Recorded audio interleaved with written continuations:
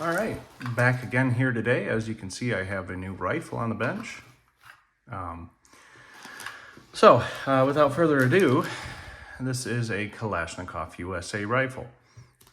First thing you can see is it is in fact made in the USA.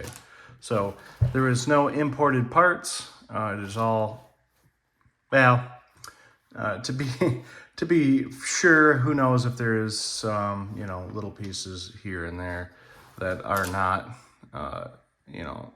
made, such as, some plastic pieces and whatnot. Anyways, so yes, this is a Kalashnikov USA rifle. This is the model KR103.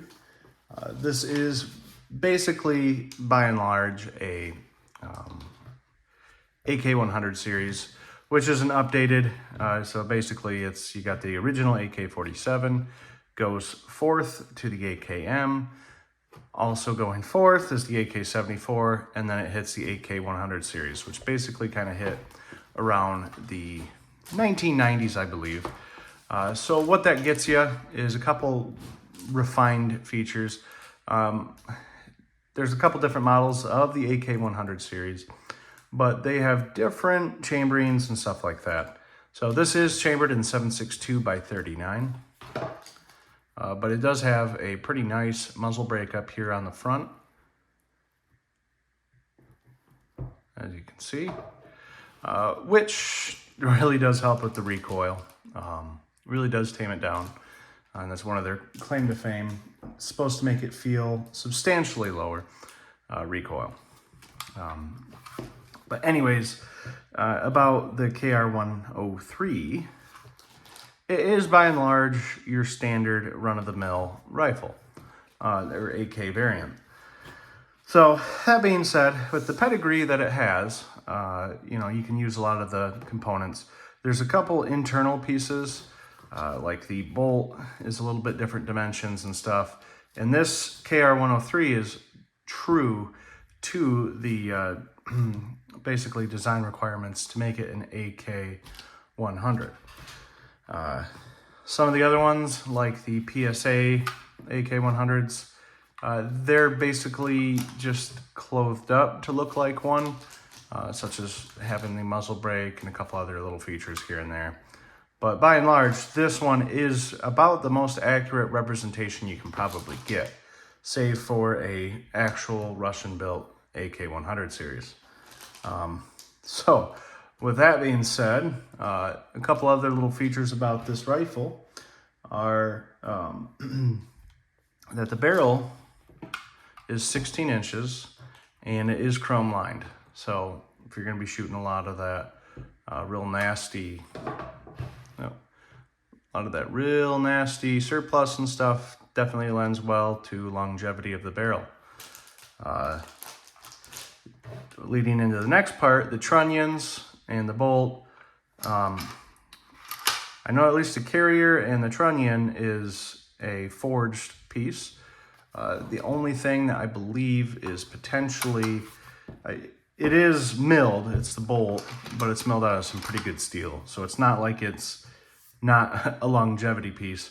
It's just a little bit different. I think it's more about ease of manufacturing, and especially because with the 100 series, it's a little different. Top cover, stamped, has some nice little ribs here in the back. It looks nice. Let's see what else we got here. Has your standard run-of-the-mill mag release. Really, pretty much, it's just going to be your standard feature set of an AK. And the stock, pretty nice, decent feeling polymer. Has your little trap door here for cleaning kit. Does have a cleaning rod as well as a bayonet lug. So that's things to note. The other thing I'd like to say is the polymer furniture is really nice. In terms of quality of other rifles that I've had or shot, they're definitely pretty nice. The stock feels really nice. You can tell it's got a better sheen to the polymer, which does make a big difference to it. Another piece here is it does have a rail for optics mount on the side. So that would be a standard pattern as well. So it gives you some options.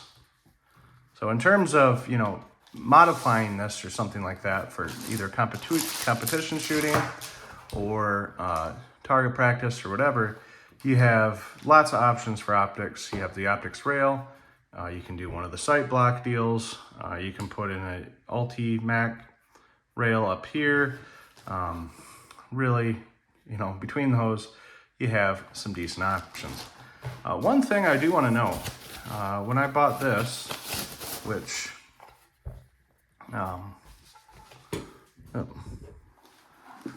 basically I paid about $11.49. So I think online you can buy them from their website, but they're a little cheaper than that, but obviously you'd have to pay for some of the shipping. And I don't think they're going to be doing direct sales very long anymore. So anyways, it came with this. It's a Korean steel mag. Has a nice finish. I have another Korean mag that's very glossy. This is very toned down. Feels a little nicer. I'm sure it's probably the same manufacturer, but this is what came with it.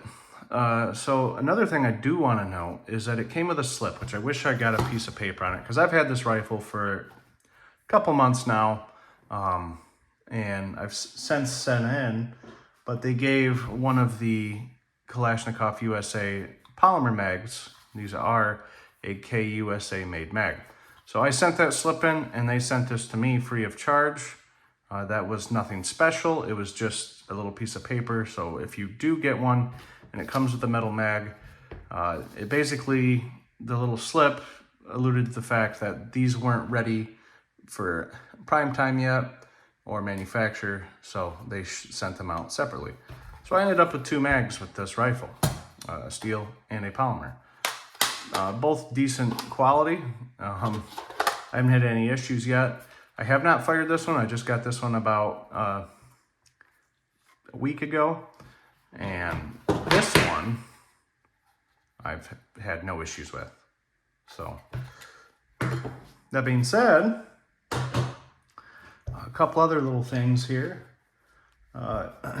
Really, in terms of basic specs, it weighs about 7.65 pounds. Decently hefty rifle. But, I mean, just generally, this is a really, it's starting to slide the case down. There we go. Basically, really nice finish, though. It's got a, I don't know if it's really I'm not really sure on the finish, but almost reminiscent of like a painted finish, like you'd see on an Arsenal. Definitely not like a Parkerized or something like that. But really nice job on KUSA putting this rifle together.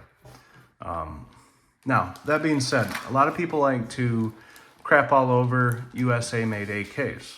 So, I get it. There's a lot of purists, and the AK pattern has been around and has a very storied history and all that. But that doesn't mean that we can't enjoy US-made AKs either. So my other AK that I have is a Visca, which is a Century Arms, which you'll find lots of hate for. I seem to have pretty good luck with it so far. Obviously, I am not a full-on shooter that, you know, puts thousands of rounds through every rifle. More just kind of plinking and having fun. But that being said, I do think that this is a better value in terms of what you get and in terms of production quality compared to the Century Arms Visca. I have no experience with the Riley Defense or the PSAs, but I can say with a fairly thorough opinion on it, that this is probably, production-wise, one of the better AKs that you could buy that is US made with full US parts. So You know, not including any boutique deals like that, because there's definitely, you know, Rifle Dynamics and stuff like that.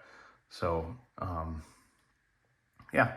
Anyways, I guess one thing I'll kind of talk about is magazine fitment. A little bit of a wobble, but not bad at all. The metal ones always tend to have a little extra wobble, and I believe that's for design. The polymer mag, very snug fit. No discernible wobble, and fits very nice. So set them aside. So yeah, I mean, really, if you're looking at getting a US made AK, I don't think you can go wrong. They are a little on the pricier side compared to some other options. I'll give you that, but it does come with a really nice case. Like I said, the company seems to be trying their best. Like I said, with the magazine deal, they held their end of the bargain. They sent this out, and they owned up to it because this wasn't ready for prime time. So, I mean, hypothetically in the future, I definitely could see myself getting into some more Kalashnikov USA firearms. Yeah, I mean, really, really nice stuff. I guess for those interested, I'll carry on a little bit here. Take the top cover off. The top cover's very nicely machined. Take out the spring, recoil spring, and take out the bolt and the piston, which it is a little on the dirty side because I've shot it. But as you can see, here's the bolt, a little bit finer in terms of how it's shaped. But yeah, in terms of all the internals, very nicely cut, bent, welded, all that, riveted. Everything looks really nice. Everything's machined nice. And yeah. So, really, I guess that's all there really is to say, is that I do recommend this rifle, and I do thoroughly enjoy it. So, let me know what you guys think. I definitely am a pretty decent sized fan of KUSA, and I'm always excited to see what they pop out next. So, am I spitballing there? Who knows? But yeah, let me know what you think, and I'll be sure to post any updates with this in terms of either issues or just generally longer term positive comments. That way you guys for sure know. So, all right, thanks for watching.